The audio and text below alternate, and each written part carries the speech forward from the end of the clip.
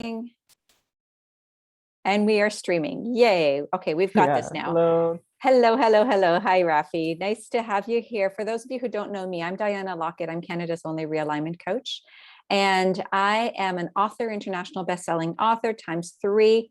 I'm anticipating that a third one in a couple of weeks release will be international bestseller as well. And it's a compilation with the amazing Les Brown through Ignite Publishing. I'm also an international speaker.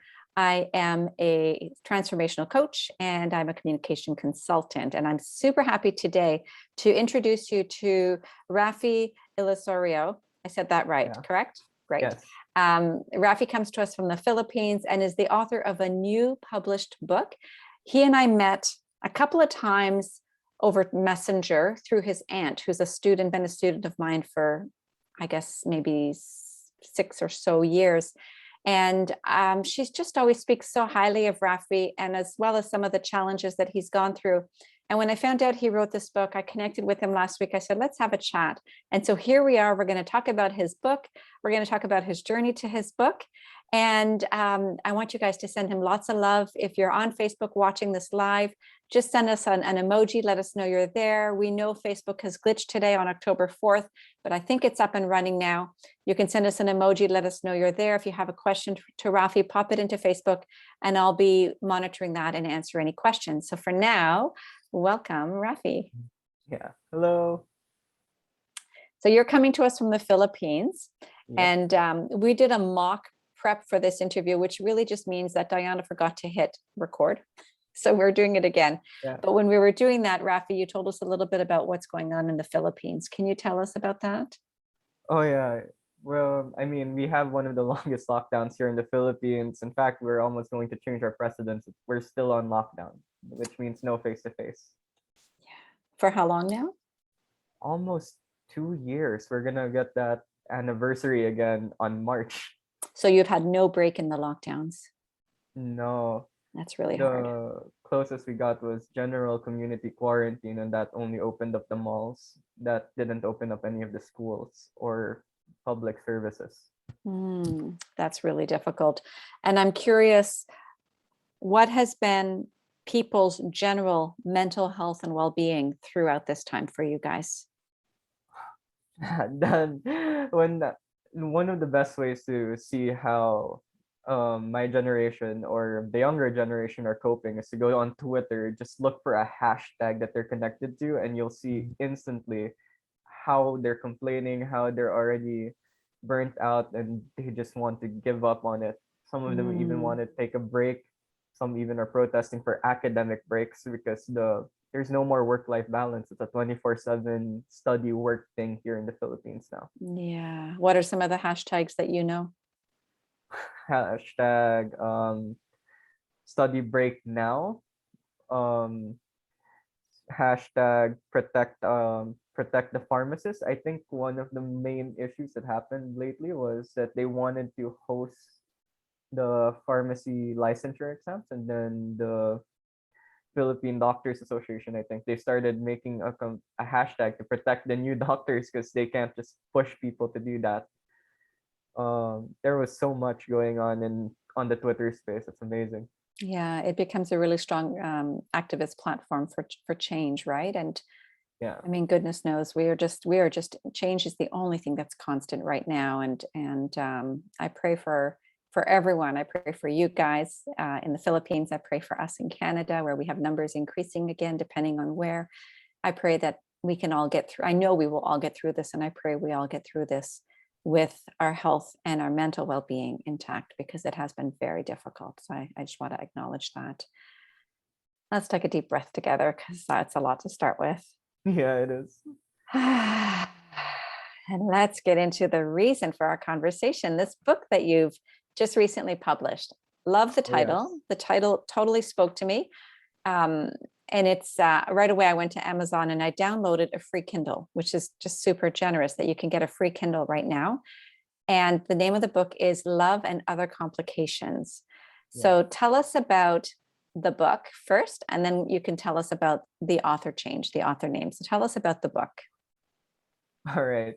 So Love and Other Complications. It's a collection of short poems that I wrote after interviewing a bunch of people, um, one of the main realizations there was relationships don't normally end just because, hey, we fell out of love, hey, I don't love you anymore, or hey, these are bad things have gone bad. No, there's a lot of reasons for those things to happen, and I wanted to know those reasons. So I went I went on this little interview spree asking people, "Hey, how why did you guys break up?" I know it was such a sour thing to ask, but why did you guys break up? And I got these responses from a few friends. Sometimes I asked them, "How did it feel to dance with your loved one? How did it feel to do this and that?" And overall, I got these collections of various experiences. And as my professor would used to say, shared human experience is a way to develop your mind. And I wanted to see if we could figure out what love is by these shared human experiences. And Beautiful.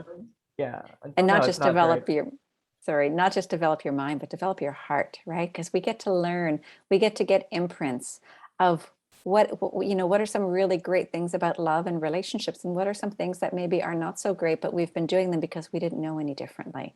So when we Yeah. get to see the good and the bad, the light and the dark, the here and the there, we then get to become more informed and make better decisions in relationships moving forward. And I'm really passionate about relationships and how to change one's interesting, I'm going to use this word, relationship to relationships to be able to be healthier. So thank you for putting that together, and tell us about the name, because it's not under your name. Yes, I wrote it under Will Sparrow. Not a lot of people know this. Well, not everyone knows that I changed to Will Sparrow because of how I was. Because back then, 8 years ago, I lost my mom, one of the sorest experience of my life. And all my life, it's always been this uphill battle of keeping things, winning, fighting, always wanting to just be there, because if I don't, then I'm going to be thrown away or be unloved or left behind. And it became an obsession to keep things. And when I lost my mom, it was just a downhill spiral down the gutter, with some people pushing me deeper inside, me dragging people inside. It was a vicious cycle, and I just wanted to get out of my head. That's when I heard the song Sparrows, because even because even the sparrow knows what will come tomorrow, which is his food, his shelter.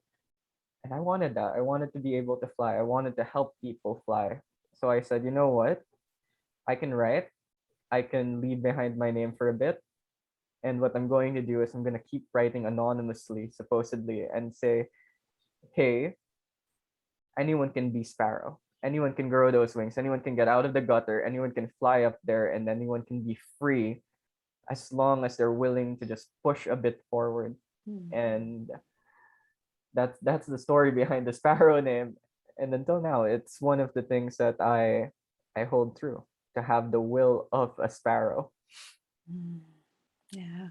The will, and what I'm hearing is the trust, Yes. right? The faith and the trust. That's a beautiful story. And so we know when we see a book by Will Sparrow, we know it's your book, but we know the story now behind it. And I just want to celebrate and acknowledge the courage that you have to share that, and the vulnerability that comes from this share that I know you have never shared publicly before. But what an amazing story for anybody. I was going to say young people, but anybody right now who is really needing to dig deep to find hope and to find faith that they're going to be okay too, and that they can do two things that I often say, which is turn their wounding into art. So this writing journey is an artful journey. Turn wounding into art and turn pain into purpose, with your purpose being to inspire other people that it doesn't always have to be this way. So kudos to you. Congratulations for doing that. I Mhm. think that you're sharing this story, and I said this to you last week when we chatted.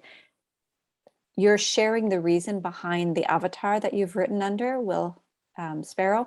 I think that is going to really touch people deeply. And so I'm so excited to see what happens after this. Yeah, I hope so. Now, can I ask you, how old are you? I'm 24 right now. I'm turning 25 soon. Yeah, so yeah, you're my daughter's age, and so much, you've gone through so much, and there's been so much tragedy and loss in your life for such a young age. And I think I'm putting my coaching hat on for a moment here and my mom hat. Like, it's not going to be the end of the dips and the pain and the loss. Yeah. And yet you have a resilience in you that you are now sharing with the world that's unbelievable. Tell us a little bit about your favorite chapter in this book, your favorite poem in this book, just Oh, sort of the premise of the poem. so this is Bus Fare. It's one of my favorite poems because I wrote this around 3 years ago, just pre-quarantine. And the story behind this was I actually fell in love again 3 years ago. And if you read through this entire poem, you'd realize that this person steps away from that person, not because he didn't love her enough to pursue her, but because he loved her enough that he knew himself, and he knew that going with her would just ruin this thing, whatever it is, her happiness. That's why we have that line. But if it costs you your happiness, and I am unwilling to pay it. Mm. So he puts that border in between them and says, you know what, I'm okay just watching from the sidelines. I'm okay with these bits of highs and lows, these how are yous in between our everyday lives. Because at the very end of the day, I want you to be happy. And I know I can't make you happy because there's this very nice verse. When I see a cliff or danger up ahead, my foot sticks to the gas pedal, unable to pull myself away until I inevitably crash. I'm Mm. addicted to the feeling of breaking down, and I would drag you down with me. It's an understanding that I was this destructive person and that I never want that person to feel that way. So instead of just pursuing her, I said, you know what? No, I love this person. I want her happy. I'm not going. I'll stay away until I'm a better person. And she shouldn't wait for me. If there is a chance that there is, then great. But for now, that's not a future I'm willing to go for. So yeah, that's That's a bus there. super, like, that's extremely spiritually and emotionally mature decision to recognize that you weren't in the best place to be in a relationship that would be serving for both of you, and to be willing to step back and to work on yourself. And not everybody has to do that. Sometimes when you're in relationship, the best way to work on oneself and to grow and to heal is through the relationship. But you chose not to even begin the relationship because you knew it wasn't going to be the best outcome for both of you. And oh, that's amazing. Can Yeah. you tell me that line that you said again at the very Uh, beginning? oh, but if it costs you your happiness, then I am unwilling to pay it. Yeah, yeah, that's amazing. That's a really powerful line. I just wanted to land. Yeah. Nice poem. It's my favorite because It's there's so many metaphors here. it's a great poem. Yeah. Yeah. I read through it. I mean, first of all, for anybody that's looking for a quick read, some curious perspectives on love and relationships, and as well as some really deep ones. There's my favorite one was The Recipe for Love. And, you can download this Kindle and it takes probably 15 minutes to go through it. Would you say 15, 20 minutes? Yeah, I think the promo is up though, so they might have to wait 90 days if they wanna, because I have to re-enroll to select. The promo Okay. period's done for now, but we can Okay. re-download it. Okay. So the cost is going to be what? I think it was 2.99 on the Okay. regular. Yeah. $3.99. Pretty easy. I got mine for free. Lucky me. I mean two. It's $2. Two Yeah, ninety nine. 2.99. Okay, got it. Yeah. So, is there anything that you want to share with the readers about your healing journey as you were writing this book? How did this book help you to see the world differently or to experience your life differently? Oh, that's a fun one because each of these poems I was able, well, I mean, I never cheated on anyone, but I've never actually been into those one night stands. But when I was listening to these experiences, They Went to Forever is about an a boy who goes through a lot of one night stands and realizes, you know what, the person that I love was the person I cried my shoulder, I cry on this person's shoulder to. Um, it shows me a lot of these small details about how love is realization, sacrifice, um, pursuing, and so many other lessons. But if you look at it as a journey throughout the book, you'll realize that, hey, this is something, there's something here, something about it that connects with me. For example, Coca-Cola and Mentos. I absolutely love the lesson there. It started as a toxic relationship and it ended toxic. But then the boy was saying, you know what, it doesn't matter if we were toxic, because if love has to end, then I'm glad that we were at least worth remembering. Because Hmm. and I said, you know what, yeah. Or last funeral, which is like, I tried my best to keep it. It starts really funny. We are gathered here today for the funeral of our love. I remember writing that. It was so funny. But for anyone who wants to journey through love, to go through other people's complications, to try to look for themselves in between these lines of poetry, in these lines of metaphors that I put together, I think that the best thing they can do is just ask the question every time, which part of this is me? Mhm. And maybe they go into definitions and think, which season of my life am I in? Am I in grade school where milk and cookies are love, where sharing that is love? Am I in high school where it's a fresh summer romance? Or am I in college who I think I know what I'm doing? Or am I just lost? Love is nice. Mm. It's especially nice when you realize it doesn't have to have one definition. Yeah, and it doesn't really have to be, it doesn't have to be whatever imprint one might have received from it, right? Like we all have imprints from media, from movies, from parents, Yeah. like what love is. And there's romanticized expectation of love where it's just effortless. But the reality is love can be messy and still be beautiful, right? Yes. Love can be gentle and be really powerful.